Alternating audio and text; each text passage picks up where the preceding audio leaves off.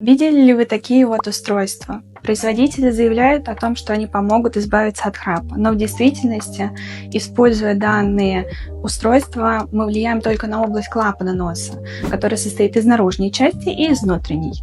И в действительности, если правда там есть сужение, данные устройства помогут улучшить носовое дыхание, но при этом на вопрос храпа мы никак не воздействуем.